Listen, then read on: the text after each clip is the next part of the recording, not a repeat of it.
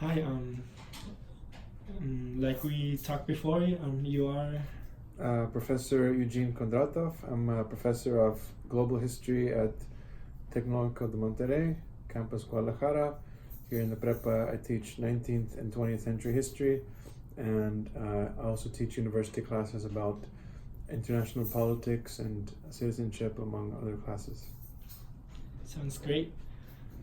I reached to you to talk about the lack of patriotism in Mexico. So we talked about this a couple days earlier. And I've prepared a question for you. Mm-hmm. I'm going to start pretty straightforward about what is patriotism.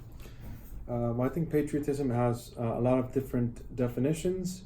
The way that I personally see patriotism is maybe sort of like a love for your country, a sense that you're a member, that you belong, that you appreciate the traditions, the culture, the language, certain values. You feel not only love, but you feel a sense of pride for the history and maybe for the present as well. That sounds good. So you said not just the past, the present also, right? Yeah. Okay. How does patriotism manifest itself right here in Mexico? How does patriotism manifest itself? In Mexico and in other places, you have people that celebrate the culture. Usually that would be on national holidays. You have common history, common myth being celebrated about where the origins of the Mexican people come from, and certain historic achievements in terms of victories in battle, independence, the Constitution.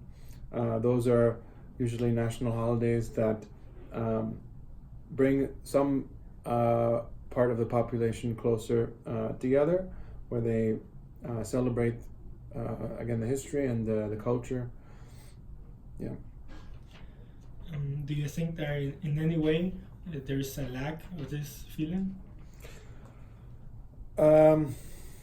I think there is a lot of lacking feeling, and I think oftentimes people ask, why is there a lack of patriotism, and that afflicts many countries of the world. Many countries of the world have a lack of patriotism, but the lack of patriotism is related to the fact that maybe they don't necessarily see that their country progressing.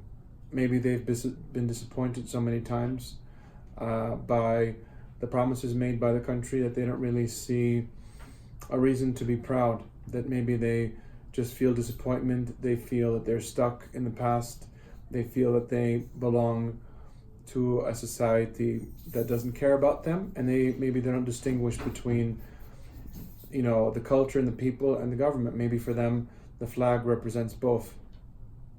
Maybe they don't make a distinction between the Mexican society and the Mexican government. So when there's national holidays, they reflect their lack of pride onto both equally, whether that's justified or not.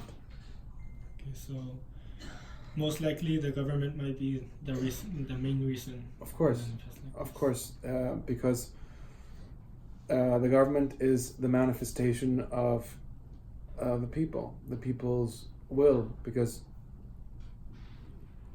we say that you live in a democracy, whether that's true or not is up for debate, but you have the government that reflects the people, right?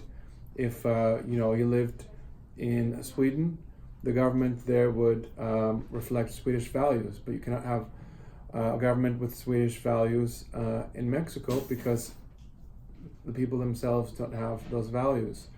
So people oftentimes see the government and they say, is this what we're capable of? Is this the limits of our leadership? Is this the limit of our ability to solve problems? And they're quite disappointed, because oftentimes you see that rather than existing to serve the people, the government exists to for its own interests.